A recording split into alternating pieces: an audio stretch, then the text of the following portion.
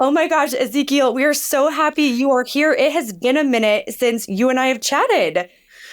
Yeah, absolutely, Carly. I was so excited that you agreed to this and allowed me to come on, and I'm excited to be talking with you. Well, so fun fact for our listeners, both of you were actually previous clients of mine. So, Joe, that's how we ended up working together. Ezekiel, you were a client of mine. I have never actually met either of you, which is what I love that about the world of marketing. I love that about the world of solopreneurship. It is such a small world. Like Joe, we've always said 50 million people are solopreneurs or freelancers these days. Yeah, I feel like I run around in the same circles and everybody just kind of ties back to each other. Um, so this is, for me, it's a very thrilling podcast because I get to hang out with you two. But Ezekiel, since the last time we spoke, you have launched a successful company where you help consultants, coaches, creators get a website out that they're proud to share. And I think this is so relatable. I think back to when I jumped ship, in 2016. I'm a marketer. I have the background information on what goes on a website. But when I created my own, I would tweak little things here and there because it for some reason I felt so vulnerable getting it out to the world because it was all on me. And that's with a marketing background. So many people out there don't have that marketing background. And I feel like you can really speak to these people who are kind of like, okay, cool. I just jumped ship. I'm starting my own business. But oh my gosh, where do I start? So if you are okay with it, you are kind of going to be our guide today, walking us through these steps. Yes, absolutely. Let's do it. Okay, so I guess a lot of people like to start with the positive and say, this is what I should do. But I kind of want to start with the pitfalls you see solopreneurs make. Because if you can figure out what you shouldn't do, it'll help you figure out what you should. So for people starting out as their one-person business, when they're developing their websites, what do you see people do wrong and how can they avoid these challenges? Yeah, for sure. So the first one that comes to mind is kind of silly, but just not doing anything at all. Creating a website, like that's pretty overwhelming to some folks. And what I see is even though today with like how the technology is and how easy it is to, get a website up and going, it's still pretty overwhelming and it can be a daunting task. And so that's one kind of pitfall I see is folks who have a business, they're serving their clients. Maybe they are, just primarily on LinkedIn or something like that, but they're just not putting a website out there. Another one that comes to mind is just kind of expecting too much from their website. Putting it out in the world, kind of a build it and they will come mentality, but then not really spending any time on any type of, traffic generation activities. Just kind of launching it and being like, all right, where's my customers at? And another one is, I call it the me monster. So you create your website and you're like, hey, this is my website. I should be talking about me, right? But the reality is your clients don't really care about you. What they care about is getting their problem solved and how you can make their life better. And it's really about them. But it's easy when you're creating your website just to get really kind of that silo thinking. To where you think, okay, I got to tell them, why they should work with me, like all the good things about me, and what ends up happening is it's just a boring read, and I'm sure we'll dive in more about how you can do the opposite of that, and then the last pitfall I see is just making their website too big, making it tens of pages, and it just ends up becoming fluff. And you might experience this. Sometimes you hop on a website and you just kind of start scrolling and it's just it kind of glazes over your eyes. And that's what I find with a lot of websites too, where they end up just putting a lot of content on there, but it's not really saying anything. Yeah. So I want you to bookmark that point because I have a follow-up question right now, but I do know a lot of people do that because they think it's good for SEO. So keep that in the back of your mind. I want to touch on that later. But I can totally see how the people can easily fall into these traps. So let's kind of guide them on what they should include in their website. What are the must-have elements that you see for solopreneurs? Can I just ask a fun question before we dig into that stuff? What portion of solopreneur one-person business websites that you help people with that they've already built have the H1 that, in the hero text be their name Right. Oh my word. Yeah. So a lot of times, to be honest, Joe, I've run across sites that don't even have an H1 set. And, I ran into the site the other day where it was just an image that was basically acting as their H1 tag. And I was like, oh man, let's change this. Consequently, that company was saying, man, we're not showing up. Even when you search our company name in Google, our website isn't showing up. I was like, well, that's one change you could definitely make. And that H1 text is what tells Google what this site is. What's it about? So, right, you put in an image, Google can't read the image, maybe someday, but Google can't read the image. And so Google goes, yeah, that's nothing. Exactly. So I feel like we're getting ahead of ourselves. H1, alt text, what the heck are these things? So, yeah, Ezekiel, why don't you run through this? We can get that technical or we can keep it high level. You run the show. I want to hear what you have to say and we'll throw in some clarifying questions. Yeah, for sure. So I want to kind of just dive into the homepage a little bit. I think for most folks, especially folks who fall into the solopreneur, freelancer, consultant arena, that the homepage is what you need to focus on. That's going to be kind of like your critical page. Speaking of what I said about sites becoming too much full of fluff, a lot of the times it's because they start creating too many pages. Let's just focus in on that homepage right now. So what I like to always start with is the first section on your homepage. It should answer the critical four. Critical four is who you are, what you do, who you serve, and the best next step to work with you. So when you're thinking about that main headline in the homepage section, this needs to be super clear. A lot of times folks can try to get really clever with it, but it ends up just confusing folks more than actually clarifying what you do. If you hop on a site and you're confused by the first section, you're just going to jump off until you find something and you say, oh, yeah, this is what I'm looking for. So just make sure you're really ultra clear with that first headline. We do this for these types of folks. Like that's a really good formula to use. We help these types of folks get this outcome. I love that formula. Just use that and you'll be above 90% of websites that are out there right now. The subtext under that headline, you could just use that to clarify a little bit more, speak into maybe a little bit more on the services that you do, so that when someone's reading it, they're like, yep, I need that. That's like my dream for websites, is that you create these moments where the visitor that's reading them says, yes, this person gets me. Like, yeah, they have what I need. And then the last bit of the critical four is the best next step to work with you. And for that, I would just say, have a really big, obvious button that says, do this next. Book a consultation call, download this form, whatever it might be. Make sure that next step is clear. But just in case people are confused, they earlier we said that there's messaging that should be targeted at your audience. And then we were just saying, we do this. What's the dance? What's the fine line between saying what you do, but also not talking about yourself and speaking to your customer? Yeah, that's great. Okay. So when you have a problem and you go to a site to get it solved, say you need like accounting for your business, you're looking for an accountant to solve that problem. And so the critical four, what that helps do is it gets past that initial door of confusion where you're saying like, hey, is this company what I need, or are they doing something else?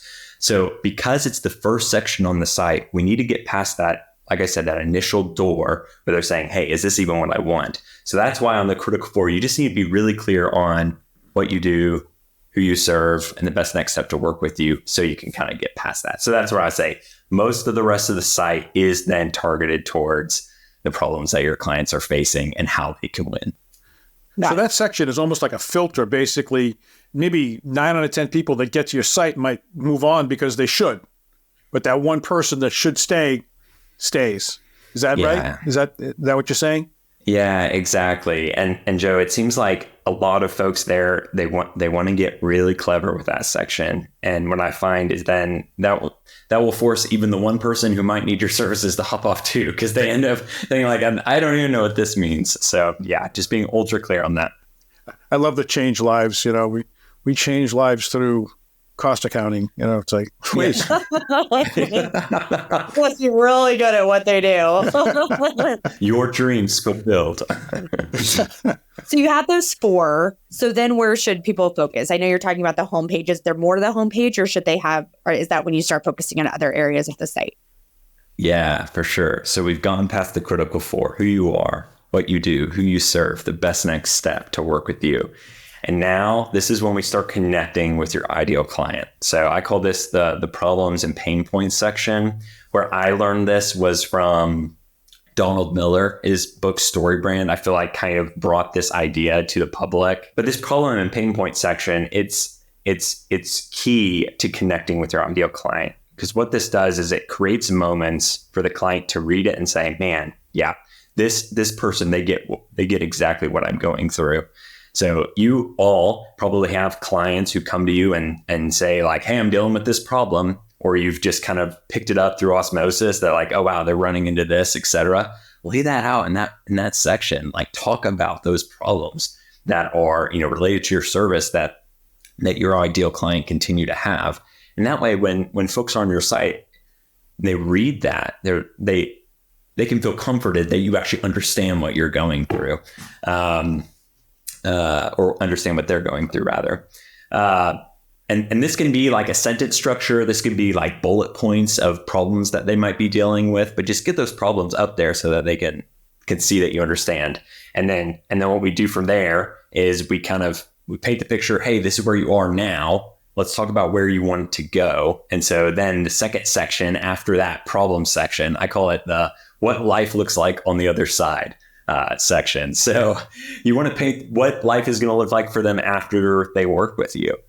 So if, you're dealing with all of these problems. Okay, now what is life going to look like after they work with you and all your problems are solved? What's the antithesis of those problems that they're dealing with? And that's where you paint those out. After that, we want to show them it's possible, because you can promise someone the world, but unless it's actually possible, it doesn't really mean that much. So let's give them some social proof. Let's show them maybe some testimonials, some past work that you've done, anything to say like, hey, no, this is doable for you. This isn't just, some far off promise. Real people have experienced what I'm telling you. And kind of to follow up on that, give folks a plan to success. Show them like, hey, this isn't that difficult. We can take you from here to there. First, reach out to us. Then we'll get to work. We'll craft a plan that's, for you to reach your goals. And then you can focus on what matters most. It's funny. I mean, it sounds so silly laying out those 3-step plans, but when you read them, it does feel like a weight's lifted. You're like, oh, okay. Yeah. All I have to do is reach out to them, making it really simple for your client to reach out to you. Well, for me, I find that when I see that kind of thing, I'm going, they know that. I'm worried that they don't know it, in which case, what am I getting myself into here? It's like some people just want you to basically come in and they want to collect an hourly, fee from you. And it's nice to feel like there's a process that's got a beginning, a middle, and some kind of an end. So, yeah, I love that. I love that idea of kind of laying out the process, because it makes me feel like I know what I'm getting into. It doesn't sound dumb at all to me. Yeah, that's so good, Joe. I totally agree with that. And I would say with that, kind of a part 2 would be, if you're going to have like an offer, just make it really clear. A lot of folks, they might have 1 or 2 main offers that they provide. And I'm not saying you have to show your pricing on your website. I think there are a lot of benefits to it. But if you do have consistent offers, go ahead and make those really clear for folks. I'm not a huge fan of customizing an offer for every single engagement that you have. And it helps folks out to have an understanding of, oh, this is what you provide here. This is who it's for. This is what I can expect. It's just a really nice kind of clarifying section. And just to clarify that point, there are a lot of platforms that allow you to do smart content. So HubSpot is like one of those where you can do smart content depending on the visitor. But you should still stick with that one call to action, that one CTA for the person that's visiting. Don't mix it all up. But it's okay to do smart content, which is a whole other episode, I feel like. but you just have to be consistent with the specific audience you're going after. Yeah, man, Carly, that's a great point. I mean, if you can get to the point where you decide and commit, like, no, I'm gonna target this audience with this offer. Alex Hormozi, he talks about until you reach $1 million in revenue, you should have one audience, one offer, and one channel for marketing, and you can totally reach it with those 3 points. And that's a hard thing to accept. It took me 2 years of doing this solopreneur thing to finally commit to an audience and commit to an offer. But yeah, I would highly recommend doing that. And it makes it way simpler to craft a great landing page, a great homepage when that's all in place. Yeah. Last 2 little bits on the homepage, 2 last sections that I really think you should incorporate. The about the client section. So it's really easy to want to put a big about me section on your page. And I would say that's good, but just maybe change it slightly. Obviously, people want to know who they're working with. They want to have that connection made. And so have a picture of yourself and have a little blurb about who you are. But I would say within that, bring it back to the client. So say things like, hey, I've been, working in this industry for X years. I found that this type of client struggled with this issue, and I thought that was awful. And I wanted to help that client with that. So then I started creating outcome. And so, sorry, that was kind of a messy formula, but basically the idea is, yeah, talk about yourself some, but then again, go back to speaking to the problems that your clients are running into, the transformation that you want to see occur in their life. And then finally in that about section, I would say call them to action. And that kind of leads us to the last section that I think every website should have, which is a call to action section. I love that, by the way. I've never heard anybody put it that way before, using the about me section to talk about them in a way or what you do for them. That's a great idea. I feel like it's like a visual hug. Like, I got you. Don't worry. It makes a big difference. I mean, if you're reading an about me section and then they instantly are talking about you, who is it that said that the most favorite word in the English language is your name? I forget who said that, but I might have been Dale Carnegie. Dale Carnegie, that sounds right. Yeah. And so kind of using that about section to, again, just end up talking about the client. It can be pretty powerful. Well, and then to follow that, you said the CTA section, and I know we kind of glossed over that really quick, but that's so important. So go ahead and elaborate. Yeah, and I would say for this, there are some design things that you can do to make this stand out. But if there's going to be a section on your page that does stand out, I would make it this one. Like, make this section be the one that's colored and big and bold and bright. Simple call to action, like, hey, interested to get started?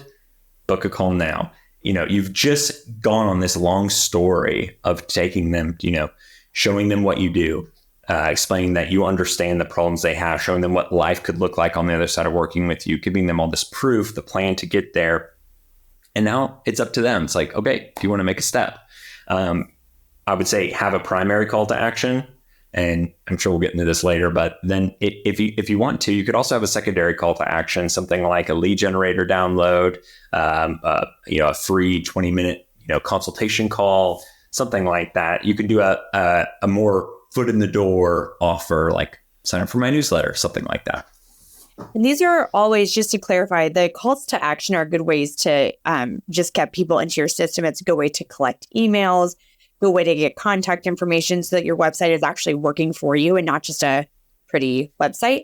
But to piggyback off of that, when I have a marketing background, but when I was creating my personal site, which no longer exists, I was so focused on the visual. And what is the fine line between making it so pretty, but just making it more user-friendly? How should people approach that?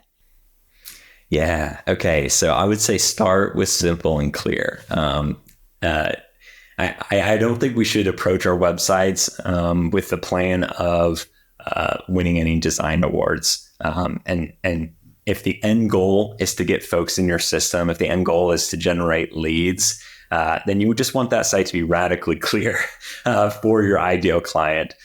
So start with that initial structure, get that all in place, and make sure it makes a lot of sense, and make sure that you can understand it. Have a friend read your site, and maybe someone who doesn't know what you do at the coffee shop, they're like, hey, could you take 20 seconds to read this? Like, what do you think this person does? Make sure that your site is ultra clear before you start adding in any fun design elements. Once it's clear, then come in, add some color, add some pop, maybe add some graphics in the background. But what I would say is probably less is more with this most of the times, unless you are in like a highly creative field where you're trying to show off, your design capabilities specifically for that. I would say err on the side of simple. Yeah, I like that. Well, so keeping it simple, you were saying that having a gazillion pages isn't necessary. So in your mind, what are the key other pages for a website they must have? Then maybe they have more, like a blog or something, and maybe they don't. But what are those areas? Yeah, I think there's three. I think there's three key pages that most websites should have. I think it's the homepage. Obviously, it's the most visited page. Google's usually going to kind of push that to be the top ranked page of a site, especially for branded searches. And then the about page, it is also one of the most visited pages. And again, I would say, we talked about the about blurb, making it about the client. What you can do with that about page is make it all about the client again, and kind of go more into depth on that, maybe on the company side, how they're serving the client, and then maybe go more in depth on like the founder story and more specific to you, but again, tie it back to the client. And then the last page is just a dedicated landing page, a dedicated contact page. Those are like the main three. But there are a few other like supplemental pages that I think most solopreneurs will probably end up wanting to have.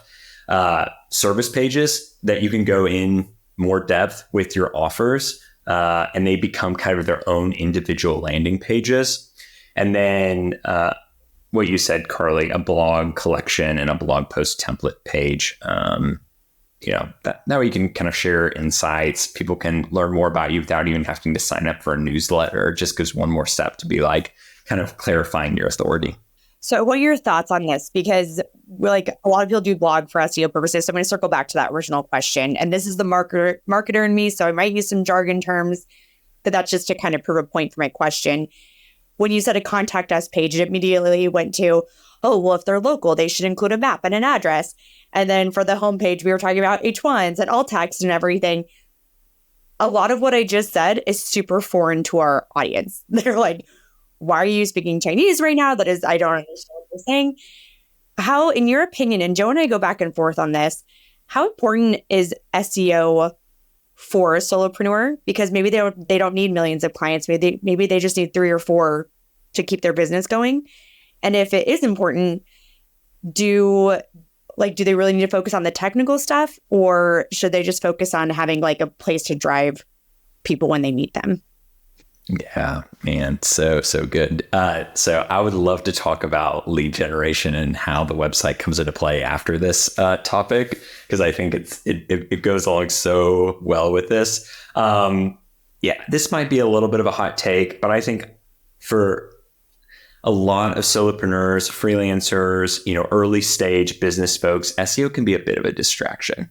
When I think about marketing tactics, it's really rare that I think, oh, you know what would start generating leads for you really quickly and help put food on the table? SEO. It's really rare for me to think that. You have these massive companies who are pouring millions of dollars into SEO. Like, look at HubSpot. You type a single marketing term, you're going to see HubSpot show up in the first 5 links. Like, you're trying to compete against HubSpot and you think you'll just start generating leads? Unlikely. But I'm happy to go into more about what I think about SEO, but I'm curious what you guys, if that's in line. I have a question because go ahead, Carly. I have a question on this, I was but just you go ahead say first. that you are speaking our language, and it's been really hard for me to come full circle with this because I've had clients that are Fortune 500 companies. I've had clients that the more clients, the better, or more customers, the better. So SEO is huge. And as a trained marketer, SEO is obviously just ingrained in my brain. But the more and more Joe and I have worked with solopreneurs, I mean, we work with them day in and day out. The more it's like, no, for our business, we target people that want a business that supports their lifestyle. They don't need to be billionaires. They want to be able to take their kids to school while also supporting a life. So from that sense, sometimes they only need 4 or 5 clients. And if that's the case, SEO, blogging, all of that isn't necessarily their number one priority. So we totally agree with you. But the trained marketer in me is like, SEO. Well, so I have a question though.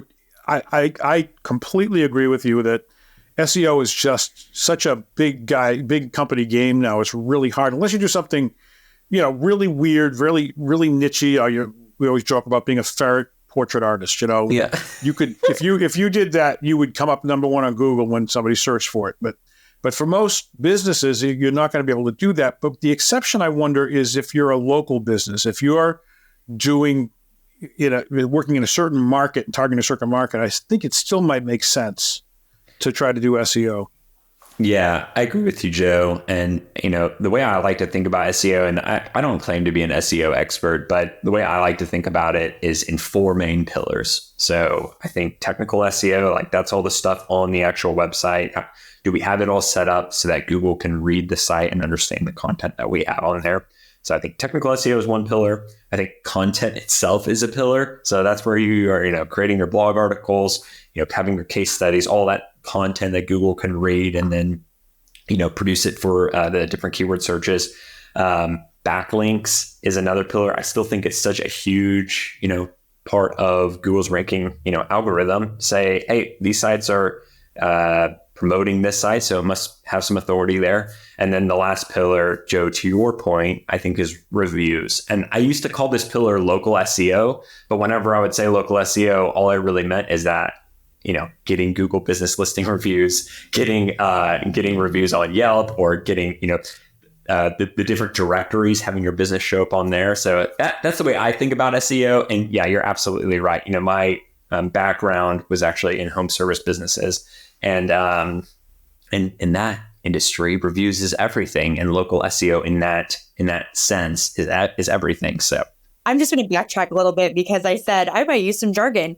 SEO might be jargon for some people. So what we're trying to say is search engine optimization. Basically, there are some techniques you can use that will promote your site higher on search engine results pages like Google. So we're just kind of talking about some techniques. This is a whole other conversation for a whole other day. We could have 10 episodes just dedicated to SEO and local SEO, but it is something that sometimes gets factored in to websites, which is why we wanted to bring it up. But Ezekiel, you were saying you wanted to talk about lead gen, which I think is much more important for solopreneurs to be focusing on, because your website shouldn't just be a resume. It should be working for you. So what can people do to have their website work for them? Yeah, absolutely. So, when I started building out websites, it was really easy to have that mentality of, the website, that's the lead generator. Like that's the thing that if I publish this and I'm not getting leads, then it must be a bad website. But that's not true at all. You can build a beautiful home, but if no one ever sees it, like no one's going to buy it. You got to get that home. You got to get that home exposed. And so what I always say is like, there's a 3-step plan to getting leads on your website. So the first is, there's kind of sub items within each of these 3 steps. So the first would be get clear on that critical 4 I told you about: who you are, what you do, who you serve, the best next step to work with you. Speak to the problems and pain points of your ideal client. Show them what life will look like on the other side. And then just be super clear on the offers. Be super clear on your actual service that you're providing for them. So that's step 1. Get those things in place. Like that is just key. Step 2 is start investing in a traffic generation channel daily. In my opinion, if you're like a solopreneur or a freelancer, consultant, you should be investing like at least, I invest 2 hours a day into this. So in my opinion, you should be investing at least 1 or 2 hours a day. Some folks even say half your time into lead generating activities. So what is a lead generation channel? Things like LinkedIn, X or Twitter. If you have the budget for it, things like digital ads, Google ads, search ads, something like that. Another great option for solopreneurs is working with other people's audiences. So making those connections, do affiliate programs, be a guest on a podcast or get on someone else's newsletter as a guest. Try to use your authority and your expertise to the advantage of reaching other audiences that are, targeting that same ideal client that you are. And I would also say that SEO is a traffic generation channel. And that's where it can kind of get a little confusing, because some folks look at SEO as this little magic bullet that you can, use on your website, whereas it's really a traffic generation channel you have to invest in if you want to see success from that. The last step of that 3-step plan I said to getting leads from your website would just be make sure that your primary call to action and your secondary call to action are obvious and clear and easy to take the next step on. But it really does come down to that critical second step of investing in that traffic generation channel. And don't get this far in the journey and not respond to people. If you are getting leads on your website, let's make a point to respond to them. Man, yeah. A lot of people that finally get the leads and then they just never interact with them. And it's like, come on, man. It's frighteningly true. Yeah, it's freaky so how many times that happened. So I'm trying to jump back to my 2016 self when I first went off on my own. And it's like that is a lot to do. Like, we're talking about building a website, we're talking about designing a website, we're talking about lead generation, this whole list. But for people that do want to take it on themselves and do it all by themselves, do you have any tips to streamline the process? I know that, Ezekiel, we were talking before about, like, for me, I like Canva because I'm not a designer, but it makes me feel like I'm a designer. Are there any other tools or tips you'd recommend for people that want to do it by themselves to help out with the process?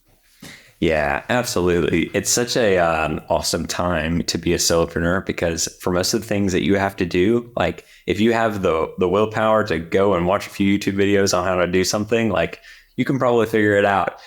So I would recommend Squarespace is super DIY friendly. They have some great templates, and you can just either get one of the free templates or the low cost templates that they have available, and you could probably build your site in like 3 hours if you just committed to a Saturday morning. Say, okay, I'm going to build this site, watch a couple YouTube tutorials on it, hop in there, grab a template, and just build the site. But I would say before you hop in there and build it, just either use a pen and paper or something and sketch out some of those sections that we talked about. Okay, like, what am I going to say at that first section?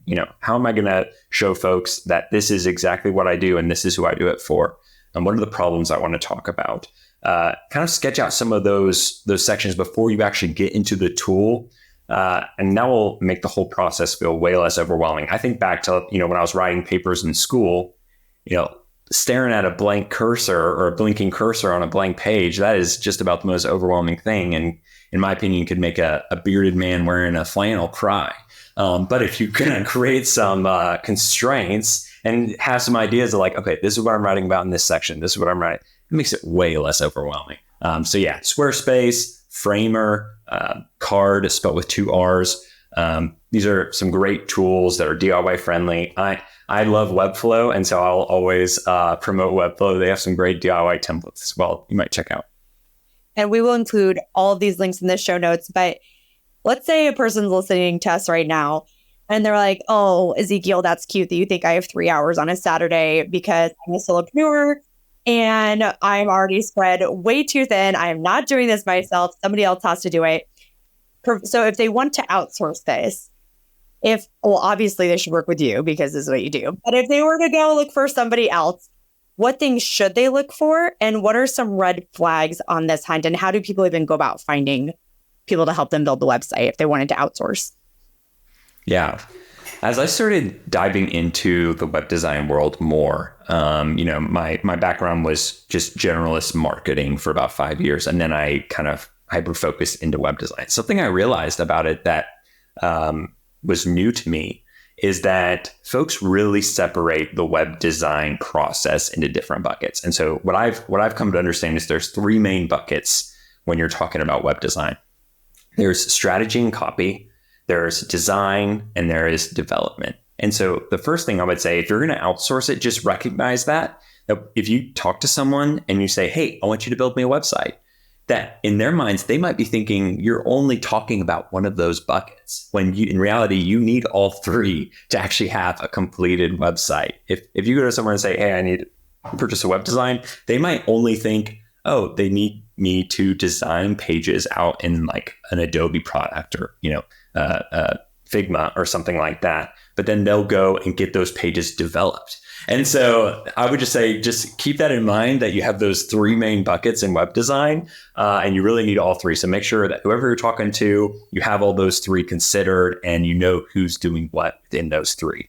A lot of times they'll say the copy is on you. Sometimes you'll have folks who can provide some copy recommendations, but from what I can tell, most of the times the copy is on, it's on you. A couple of red flags to watch out for.